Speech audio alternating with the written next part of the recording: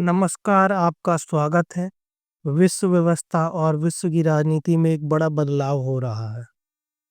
जब तस्वीरें कुछ ऐसी हों, सम्मान समार, तो मेरी पत्रकारिता कहना चाह रही है कि परिवार में कहीं न कहीं संकट तो है। उनके बुरे दिन आने वाले और इस मामले में ये बातें ऐसा नहीं कि लुके-छिपे हो रही हैं, दबे रूप में हो रही हैं। ये जिस तरह से खुलकर बोला जा रहा है, मुझे याद नहीं कि दुनिया की राजनीति में ऐसा दौर पहले कब आया था। शायद ही कभी आया हो, जब राष्ट्रवादी शक्तियां न केवल प्रभावी, शक्तिशाली हो रही हैं, बल्कि इतनी मुखर हो रही हैं। इटली के प्रधानमंत्री जॉर्जिया मेलोनी ने जो बात कही है, उसकी गूंज बहुत दूर तक सुनाई देगी। और उसने एक तरह से ये जो लेफ्ट इकोसिस्टम को इसको पूरी तरह से एक्सपोज कर दिया है। इसको लोगों के सामने इसकी सच्चाई खोल कर रखती है। उन्होंने कहा है कि लगभग 35 साल पहले अमेरिका के राष्ट्रपति बिल क्लिंटन और उसके अलावा ब्रिटेन के प्रधानमंत्री टोनी ब्लेयर ने जो ये लेफ्टिस्ट इकोसिस्टम बनाया, जो ग्लोबल लेफ्टिस्ट अलायंस बनाया, जब दुनिया ये बनाया कि ये अलायंस बनाया, तब उनकी पूरी दुनिया में इन लेफ्टिस्टों ने, वामपंथियों ने पूरी प्रशंसा की। इनको स्टेट्समैन बताया गया। इनको बताया गया कि ये फ्री स्पीच के रक्षक हैं, जनतंत्र के रक्षक हैं और ये दुनिया का विकास चाहते हैं, बराबरी चाहते हैं। इस तरह से इनकी प्रशंसा की गई। जॉर्जिया मेलोनी ने कहा है कि अब राष्ट्रवादी शक्तियां एक हो रही हैं। हम लोगों की स्वतंत्रता, उनकी सुरक्षा और अपने अपने देश की सीमा की सुरक्षा और पारिवारिक मूल्यों की रक्षा के लिए काम कर रहे हैं। तो हमें गालियां दी जा रही हैं, लेकिन उनमें कहा कोई चिंता करने की बात नहीं है, क्योंकि मैं हूं, अमेरिका में राष्ट्रपति डोनाल्ड ट्रंप हैं, या फिर भारत में प्रधानमंत्री नरेंद्र मोदी हैं, या अर्जेंटीना के राष्ट्रपति मिले हों। हम जब बोलते हैं तो हमारे ऊपर ये वामपंथी कीचड़ उछालते हैं, हमारी आलोचना करते हैं, हमको जनतंत्र विरोधी बताने की कोशिश करते हैं। लेकिन उन्होंने फिर कहा कि चिंता करने की कोई बात नहीं है, जनता हमें जिता रही है, लोगों का विश्वास हमको हासिल है। और इनका ये दोगलापन लोगों के सामने उजागर हो रहा है कि किस तरह से उन्होंने नहीं कहा। मैं उसका निष्कर्ष निकाल रहा हूं कि मानवता के हित के खिलाफ, डेमोक्रेसी के खिलाफ काम करने वाले, पारिवारिक मूल्यों के खिलाफ करने वालों का ये समर्थन करते हैं, उनका महिमा मंडन करते हैं। और जो भी दुनिया में राष्ट्रवाद की बात करे, उसको हिकारत की नज़र से देखते हैं, उसको बदनाम करने की कोशिश करते हैं, उसको नीचा दिखाने की कोशिश करते हैं, उसको फासिस्ट और फासीवादी बताने की कोशिश करते हैं, तानाशाह बताने की कोशिश करते हैं, उसकी तुलना हिटलर से तुरंत करने लगते हैं।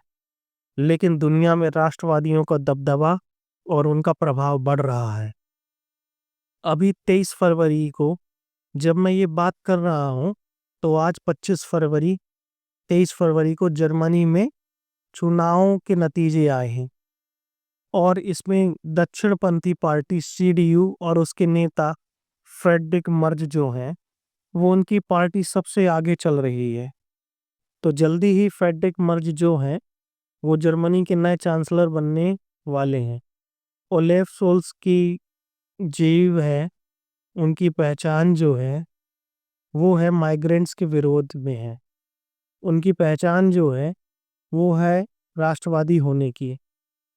राष्ट्रवादी नीतियों के खराब जर्मनी की साख बढ़ाने के लिए, जर्मनी की आंतरिक सुरक्षा के लिए उनका एक बयान बड़ा चर्चित हुआ था, जिसके लिए उनकी वामपंथियों ने बड़ी आलोचना की। उन्होंने कहा कि ये माइग्रेंट आकर जर्मनी के लोगों के टैक्स के पैसे से अपनी दांत बनवा रही हैं और जर्मनी के लोगों को लाइन में खड़ा होना पड़ रहा है। उनको डॉक्टर से अपने दांत तक नहीं मिल रहे हैं। हालांकि डॉक्टरों के एक संस्थान ने उसका विरोध भी किया कि ये सभी नहीं है। लेकिन लोगों पर इसका असर पड़ा, क्योंकि जो लोग इसको महसूस कर रहे हैं, जो भोग रहे हैं, उनको मालूम है कि दरअसल हो क्या रहा है दुनिया में। एक ये लेफ्ट इकोसिस्टम जो है, जो गैंग है लेफ्ट की, उसके खिलाफ मुझे लगता है कि इतना बड़ा किया इस तरह का हमला इससे पहले शायद कभी नहीं हुआ। और ये लोग, सिस्टम एक समय लग रहा था कि लेफ्ट और ये लोग वो जो हैं जिनका दबदबा होने वाला है दुनिया में। और देश पर खास तौर से अमेरिका में जब बाइडेन प्रशासन था, तो क्लिंटन, बाइडेन, ओबामा, इन सब की मिली जुली कोशिश यही थी। और अब इनको अपनी हार दिखाई दे रही है। ये वही वर्ग है जो कई सालों से पिछले डिसमेंटल ग्लोबल हिंदुत्व चला रहा है, हिंदुत्व के खिलाफ अभियान चला रहा है। ये वही लोग हैं जो दुनिया में आतंकवाद का समर्थन करते हैं, उनको कवर फायर देता है। ये वही वर्ग है जो दुनिया में इलीगल माइग्रेशन को अवशिष्ट से पिछले रहे हैं, ये उसकी रक्षा करते हैं। अंत तरह से मिनिमलिज्म तक सौ सहमत आ गई, और भारत में जो राष्ट्रवाद और हिंदुत्व का रथ है उसको रोकने नहीं दिया। उसके रास्ते की रुकावट और ज्यादा से ज्यादा हटा रहे हैं लोग, मतदाता हटा रहे हैं।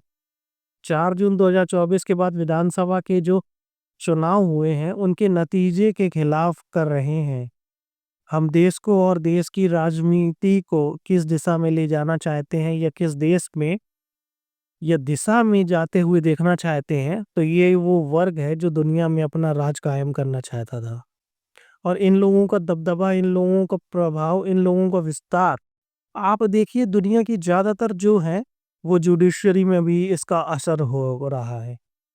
अपने यहाँ भी आपको याद होगा, पूर्व जो सीजीआई थे, डीवाई चंद्रचूड़, उनका वो बयान याद होगा आपको एलजीबीटी के बारे में। उन्होंने कहा था किसी व्यक्ति का इसका निर्धारण उसके से नहीं होगा, वो सुबह उठकर क्या सोचता है, ये अमेरिका में बहुत नहीं चल रहा था। बाइडेन प्रशासन में इसका शिकार एलन मस्क का बेटा हुआ, इसलिए एलन मस्क ने इसके खिलाफ अभियान छेड़ा। अमेरिका में और यूरोप में खास वर्त में जो पुरुष और स्त्री दोनों जा सकते हैं, कहा गया कि आप सुबह उठकर जो सोचते हैं, अगर आप सोचते हैं कि आज आप स्त्री हैं तो स्त्री हैं, अगर आप सोचते हैं कि पुरुष है तो पुरुष है। मतलब ये कि किस तरह की व्यवस्था है दुनिया में, किस शास्त्र में, दुनिया में किस किताब में, किस फिलॉसफी में, किस दर्शन में ऐसी बात कही गई है, किस सामाजिक दिवस में, किस पारिवारिक व्यवस्था में ये बात कही गई है। तो ये पारिवारिक व्यवस्था के, पारिवारिक मूल्यों के जो दुश्मन हैं, उनके बुरे दिन आ गए हैं। इसलिए आप मानकर चलिए कि दुनिया के अच्छे दिन आ रहे हैं। और भारत में तो अच्छे दिनों की शुरुआत 2014 से ही हो गई थी। और प्रधानमंत्री नरेंद्र मोदी ने 2024 के रिजल्ट आने के बाद जो बात कही थी उसको उन्होंने कल फिर दोहराया है।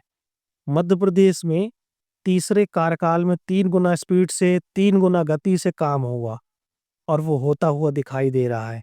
उन्होंने सूची गिनवाई है कि 2025 के 50 दिन पूरे होने तक उनकी सरकार ने क्या क्या काम किया है। और जिस तरह का संबंध और तरह का कोऑर्डिनेशन प्रधानमंत्री ने, जिस तरह का इनके बीच में समन्वय है, जिस तरह की समझ है, जिस तरह की अंडरस्टैंडिंग से ये काम कर रहे हैं, उससे लगता है कि बड़ा बदलाव होने से कोई रोक नहीं सकता है।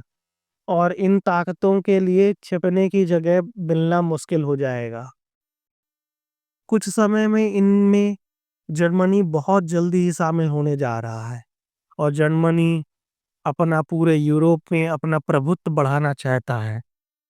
तो इससे आप अंदाजा लगा लीजिए कि यूरोप में क्या होने वाला है आने वाले दिनों में। जॉर्जिया मेलोनी ने कहा है कि ये जो वर्ग है, उन्होंने नाम लेकर कहा कि मैं राष्ट्रपति डोनाल्ड ट्रंप, प्रधानमंत्री नरेंद्र मोदी और अर्जेंटीना के प्रधानमंत्री मिलई जब ये बातें करते हैं तो हमारे ऊपर कीचड़ उछाला जाता है। तो लेफ्ट लिबरल गैंग जो है, हालांकि इसको लिबरल कहना नहीं चाहिए, मैं इस्तेमाल करता हूँ ये टर्मिनोलॉजी इस्तेमाल होती है, इनसे ज़्यादा इर्रेबल कोई नहीं हो सकता। या कहें कि अपनी राय से अलग, अपने विचार से अलग कोई विचार बर्दाश्त ही नहीं। मानना तो दूर, उसको सुनने को भी तैयार नहीं। ऐसा कोई विचार रहे, इसको बर्दाश्त करने को तैयार नहीं है। और ऐसा जो विचार रखता है उसको बदनाम करने और उसको सार्वजनिक जीवन से बाहर करने, इनमें कोई कोई कोर का सर उठा नहीं सकते।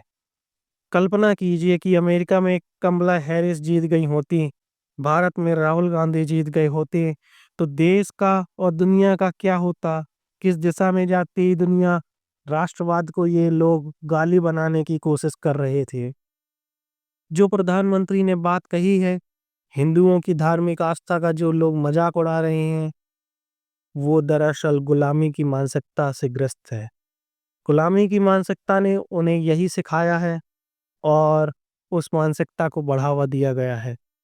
देश के आज़ाद होने के बाद ऐसी पाठ्य पुस्तकें लिखी गईं, ऐसी दूसरी किताबें लिखी गईं, पाठ्य पुस्तकों के अलावा ऐसा इतिहास लिखा गया, ऐसा पढ़ाया गया, ऐसी फिल्में बनाई गईं, ऐसे लेख लिखे गए, जिससे हिंदू धर्म की मानवता को, हिंदू धर्म के सम्मान को ठेस पहुंचाई जाए। बात केवल यहीं तक सीमित नहीं है। इस बात को अलग-अलग देशों की जनता पहचान रही है और पहचान कर उसी के अनुसार जो जनादेश दे रही है। सबसे बड़े परिवर्तन की बात यह है, ये सच बताना तो आपके लिए अपेक्षाकृत आसान हो सकता है, लेकिन उस सच से लोगों को कन्विंस करना, लोगों को विश्वास दिलाना, यह आश्चर्य मुश्किल होता है। लेकिन अब वो आसान होता जा रहा है। लोग ये सुनने को, समझने को, मानने को और उसके अनुसार निर्णय लेने को तैयार हैं। यह परिवर्तन है सबसे बड़ा। यह परिवर्तन का यह रथ और तेज चलने वाला है। पूरी दुनिया में तो इसका परिवर्तन के लिए तैयार रहिए। आज के लिए इतना ही। मिलते हैं आपसे अगले वीडियो में। जब तक लाइक करिए, शेयर करिए, सब्सक्राइब करिए। जय हिंद, जय भारत। और हाँ, बेल रिंग को ऑन करना मत भूलिएगा। जय हिंद, जय भारत, जय राष्ट्रवाद नेता, जय हो।